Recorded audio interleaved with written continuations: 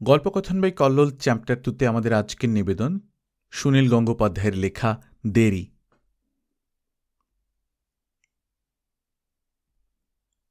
একতলায় পরপর 4টি দোকানঘর। দোকানের কর্মচারীদের বাড়ির মধ্যে যাওয়ার অনুমতি নেই। তাদের জন্য বাইরের দিকে একটা বাথরুম বানিয়ে দেওয়া হয়েছে। পুরনো আমলের বাড়ি, ভেতরে একটা ঠাকুর দালান, সেখানে সারা বছর নানা রকম আবর্জনা জমে। শুধু অন্নপূর্ণা পুজোর সময় একবার সাফ সুতরো করা হয়, তখন আলো জ্বলে, মেয়েরা আলপনা দেয়।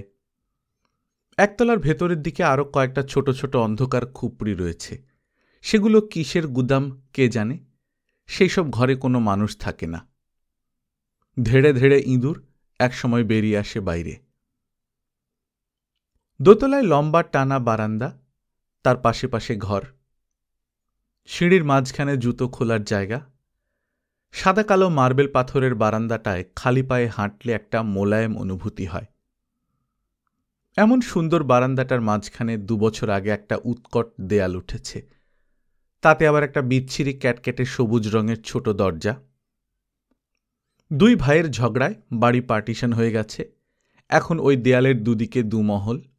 2 পরিবারের গম্ভীর ভাববাচ্চে কথাবার্তা হয়, কিন্তু সিঁড়ি একটাই।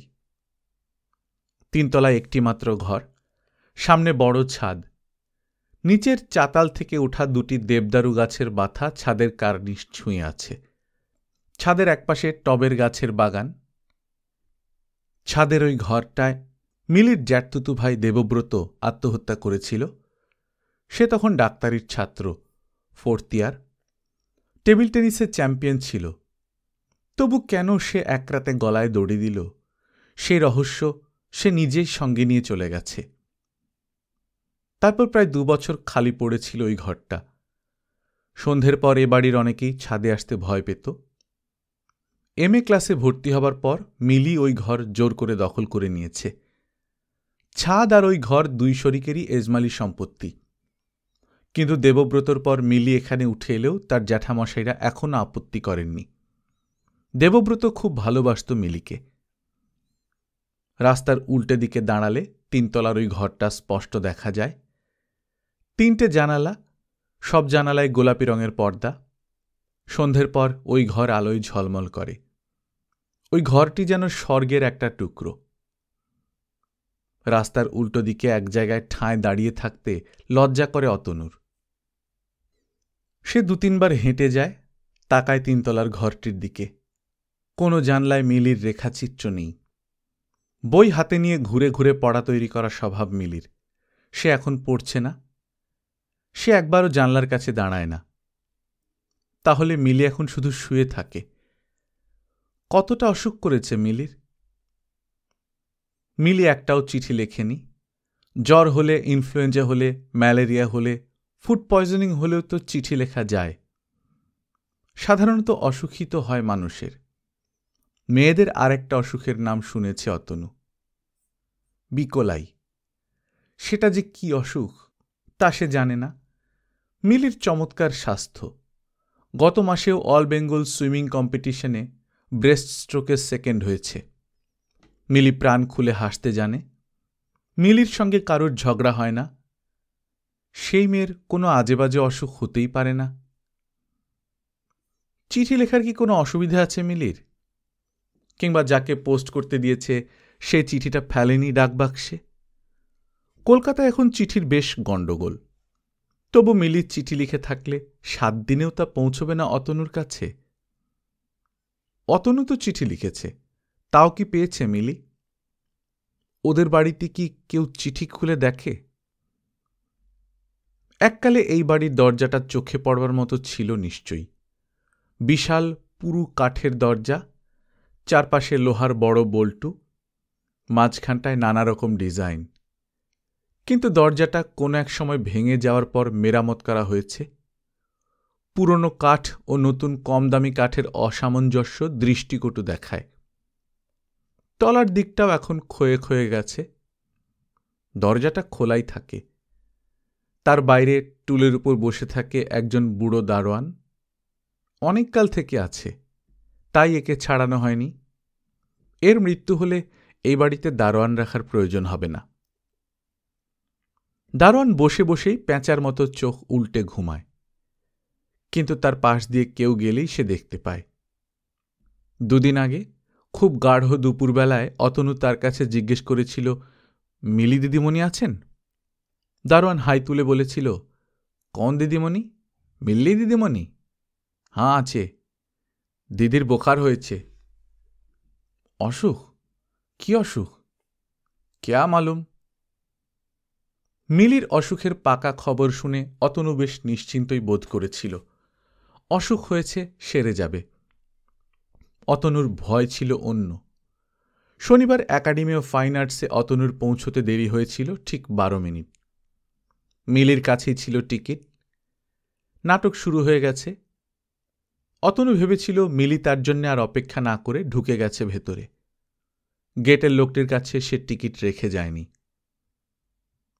টিকিটের নম্বর মনে ছিল। গেটের লোকটির কাছে অনুরোধ জানিয়ে সে ঢুকে গিয়েছিল হলের মধ্যে। পাশাপাশি দুটো সিটি খালি। মিলি আসেনি, না রাগ করে ফিরে গেছে? এমনও তো হতে পারে যে মিলিরই দেরি হচ্ছে। অতনু বসে পড়েছিল। মিলি আর এলো না। কিন্তু এতই ভালো নাটক যে অতনু উঠে যেতে পারল না। সে পুরোটা দেখল মিলিকে বাদ দিয়ে। তারপরই তার এক সাংঘাতিক অপরাধ বোধ জাগল। সে 12 মিনিট দেরি করে এসেছে। মিলি হয়তো আরও আগে থেকে দাঁড়িয়েছিল। নাটক শুরু হয়ে যাবার পর সে একা দেখতে চায়নি বলে ফিরে গেছে। আর অতনু স্বার্থপরের মতন। সেই রাতেই মিলির কাছে ক্ষমা চাইবার কোনো উপায় নেই। পরদিন সকাল 6:10 ট্রেনে অতনুর জামশেদপুর যাবার কথা। মিলি জানে অফিসের কাজে যেতেই হবে অতনুকে। সেদিন যেতে যেতে অতনুর মনে হয়েছিল ট্রেনের কামরায় আর একটিও মানুষ নেই। জানলার বাইরের পৃথিবীটা সাদা রঙের। বাতাসে মিলির অভিমান। বর্ষাকালে মিলির সঙ্গে একদিন ট্রেনে চেপে কোলাঘাটে বেড়াতে যাবার কথা আছে। এখনো বর্ষা নামেনি। যে মানুষ থিয়েটার দেখতে 12 মিনিট দেরি করে আসে, তার সঙ্গে কি আর কোনোদিন কোথাও যেতে রাজি হবে মিলি? দুদিন বাদে জামশেদপুর থেকে ফিরে এসে মিলির খোঁজে সে ইউনিভার্সিটির ক্যান্টিনে কফি হাউসে গিয়েছিল। মিলির বন্ধুবান্ধবীদের সে দেখতে পেয়েছে। মিলির ছিল না। মিলির কথা কেউ জানে না। ভালোবাসার মধ্যে সন্দেহ, ঈর্ষা, আশঙ্কা, ভুল বোঝাবুঝি, এরকম কত কাঁটা যে থাকে। অতনুর মনে হয়েছিল এমনই রাগ হয়েছে মিলির যে সে অতনুর সঙ্গে আর কোনো সম্পর্ক রাখতে চায় না। অতনুর সঙ্গে মিলির আর দেখা হবে না। একবার এরকম সন্দেহ জাগলে জিভটা তেতো হয়ে যায়। সিগারেটের স্বাদ থাকে না। বইয়ের পাতায় চোখ থাকলেও মন থাকে না। স্নানের ঘরে 10 মিনিট শুধু চুপচাপ দাঁড়িয়ে থাকতে হয়। কেউ কোনো কাজের কথা বলতে এলে কান বন্ধ হয়ে যায়। সুতরাং মিলির অসুখের খবর শুনলে অতনুর খুশি হবার কথা। এ তো সাময়িক বিচ্ছেদ। মিলি বাড়ি থেকে বেরোতে পারছে না। মিলির চিঠি লেখার নিশ্চয়ই কোনো অসুবিধা আছে। মিলির বাড়ির উপরে কখনো যায়নি অতনু। মিলি আসতে বলেনি। মিলি তার মা সম্পর্কে অনেক কথা বলে, বাবা সম্পর্কে না। মিলির ভাই নেই, 2 দিদি, জামাইবাবু। তার মধ্যে এক জামাইবাবু সম্পর্কে অনেক গল্প। অন্যজনের নামও উল্লেখ করে না একবারও। এই সব কিছুর মধ্যে একটা অজানা গল্প আছে নিশ্চিত। তার এক জ্যাঠতুতু বোন সবসময় হিংসে করে তাকে। জ্যাঠামশাই একসময় খুবই ভালোবাসতেন মিলিকে। কিন্তু দেবব্রতর মৃত্যুর পর তিনি আর কারোর সঙ্গেই কথা বলেন না। বাড়ি পার্টিশন হয়েছে জ্যাঠাইমার উদ্যোগে। মিলির কাছে যেতে হবে। এটা এমন আর কি কঠিন ব্যাপার। ওই বুড়ো দারোয়ানের কাছে কিংবা ও বাড়ির যে কোনো লোকের কাছে গিয়ে বললেই তো হয়, আমি মিলির বন্ধু, একবার মিলির সঙ্গে দেখা করতে চাই। নিশ্চয়ই তাতে কেউ আপত্তি করবে না।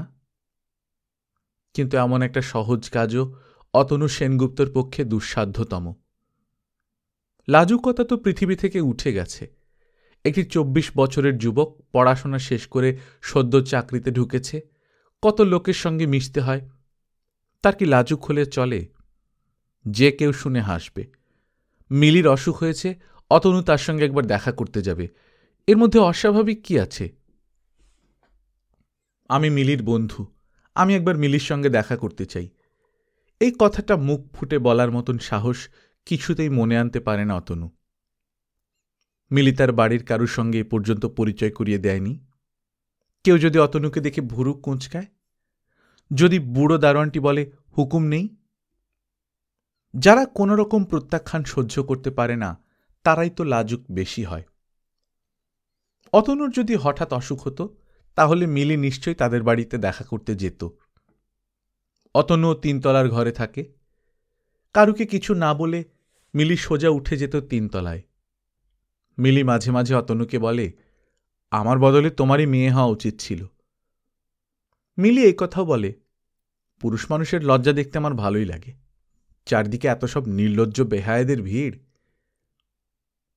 থিয়েটার দেখার দিন অতনু 12 মিনিট দেরি করেছিল, আর এখন সে 7 দিন দেরি করে ফেলছে। মিলি নিশ্চয়ই প্রত্যেক বেলায় ভাবছে, এই অতনু এলো, এই অতনু এলো। মিলিদের বাড়ি বড় রাস্তার ওপরে, পাশ দিয়ে একটা গলি, সেই গলি দিয়ে পেছনে একটা খেলার মাঠ। এখান থেকেও মিলিদের বাড়ির ছাদ দেখতে পাওয়া যায়। 2টি সতৃষ্ণ চোখ সেই ছাদের দিকে চেয়ে থাকে। সেখানে মিলির কোনো চিহ্ন নেই।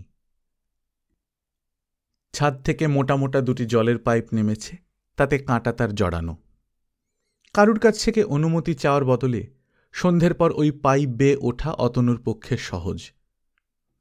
যা সহজ তাও করা যায় না সব সময়। মিলি জিজ্ঞেস করবে, তুমি কি করে এলে? অতনু উত্তর দেবে, আমি পাইপ বেয়ে উঠেছি। যা, সে কি হিন্দি সিনেমার নায়ক নাকি? মিলির কাছে যেতে হবে, দেরি হয়ে যাচ্ছে। মিলির কাছে একবার যেতেই হবে। অফিস থেকে দুপুরবেলা বেরিয়ে একবার এই রাস্তা দিয়ে ঘুরে যায় অতনু। দারোয়ানের টুলটা খালি, সে কোথায় যেন গেছে। কোনো চিন্তা না করে অতনু ঢুকে পড়ল ভেতরে। একতলার বারান্দাটা অন্ধকার মতো আর ঠান্ডা। ওপর থেকে একটা পাখির বাসা ভেঙে পড়েছে, কিচিরমিচির করছে এক ঝাঁক চড়ুই পাখি। গোটা বাড়িতে আর কোনো শব্দ নেই। অতনু জানে সকাল 9টা-10টায় কিংবা বিকেল 5টা-6টায় এরকমভাবে ঢুকে পড়লেও খুব বিসদৃশ্য দেখাত না। ওই সময় লোকে দেখা করতে আসে। কিন্তু এখন দুপুর 2:45।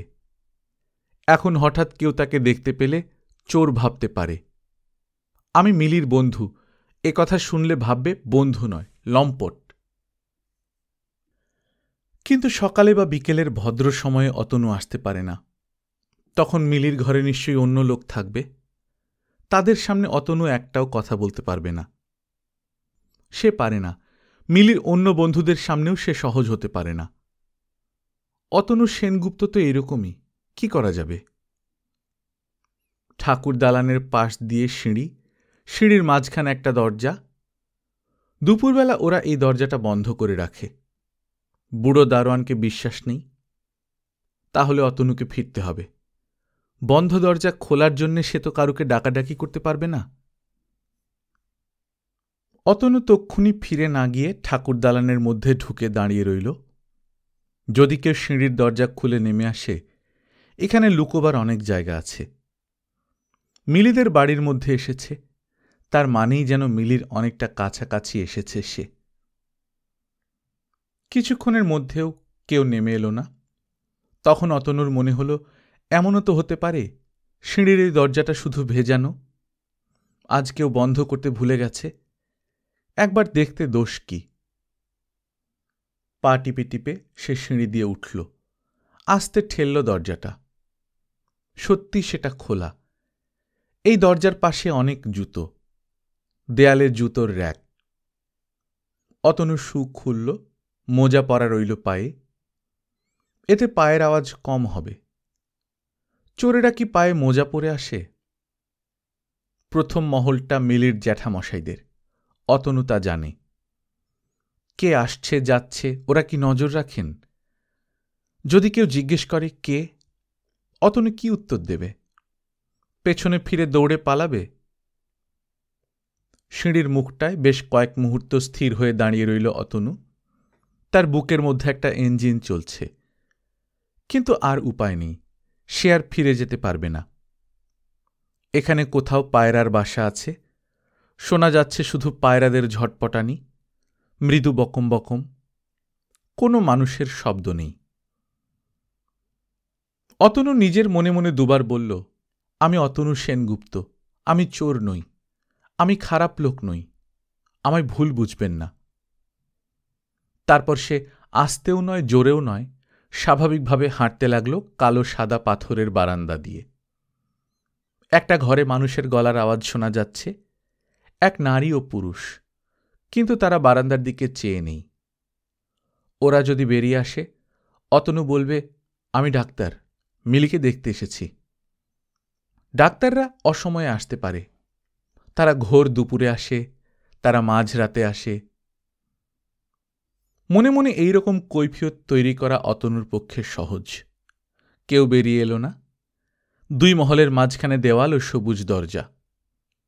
এ দরজা বন্ধ থাকবে নির্ঘাত। এখানে ডাক্তার পরিচয় দেওয়াও চলবে না। মিলির জ্যাঠামশাইদের বাড়ির লোকেরা মিলিদের ডাক্তারকে চিনতে নাও পারেন, কিন্তু মিলির বাড়ির লোকজন নিশ্চয়ই চিনবে। রাস্তা থেকে একটা ডাক্তার তো এমনি এমনি মিলিকে দেখতে আসতে পারে না। আমি মিলির বন্ধু ও ডাক্তার। মিলির অসুখ হয়েছে শুনে হাসপাতাল থেকে ফেরার পথে। অন্য সময় পাই না। কি আশ্চর্য, এই দরজাটাও খোলা।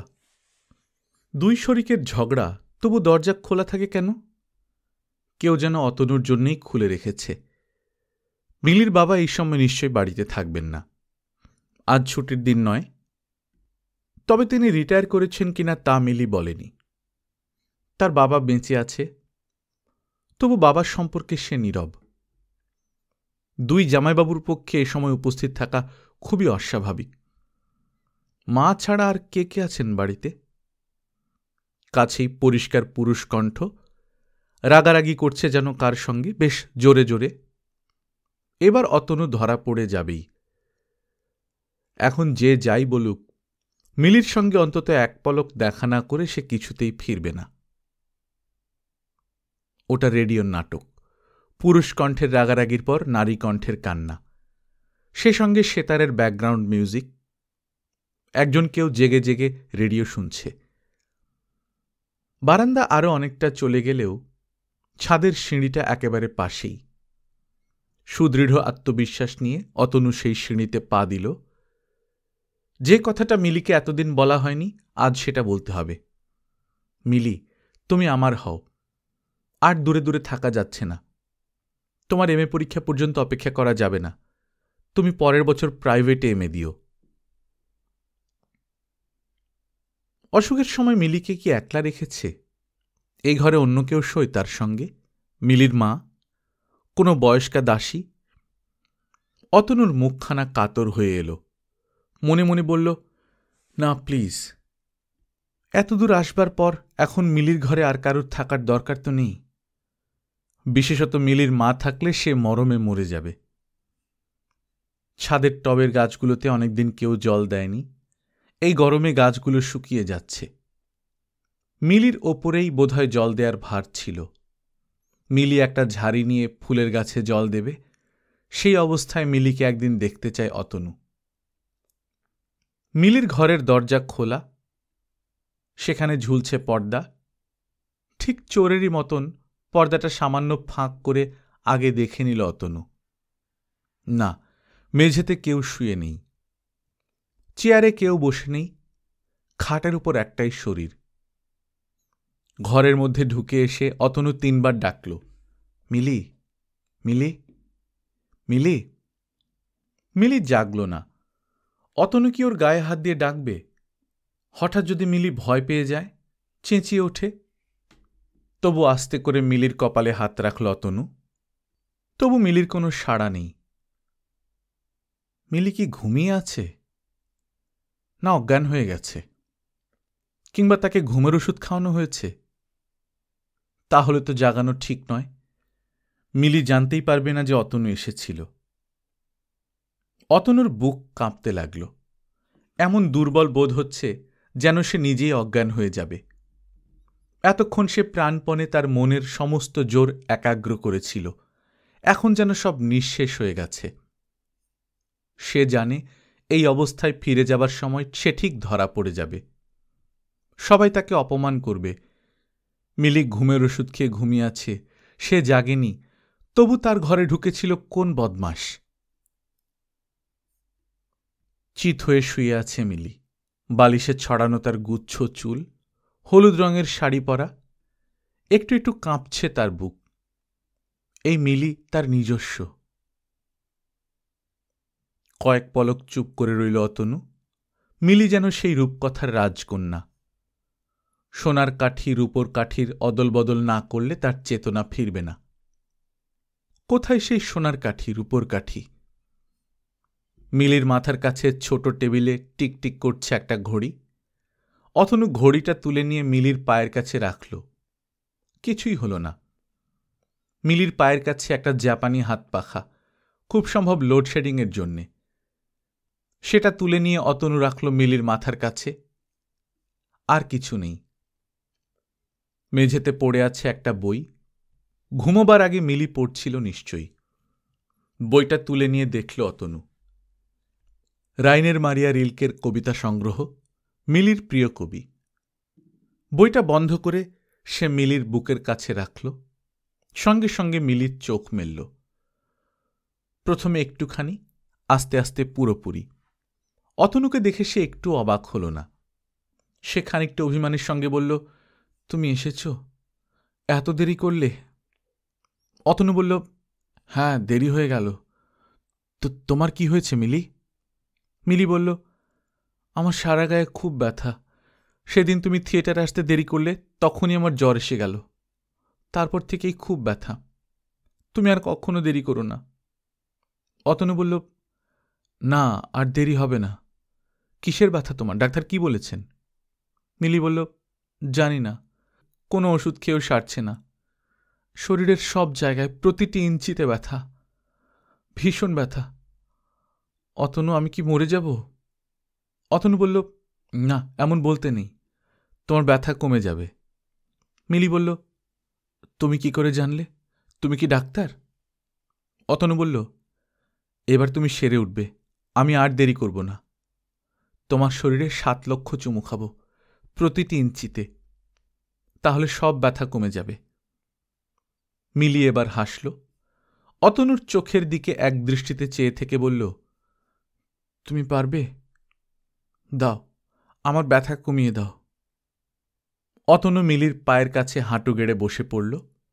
তার পায়ের পাতার উপর থেকে শাড়ি সরিয়ে দিয়ে বলল, এইখান থেকে শুরু করি।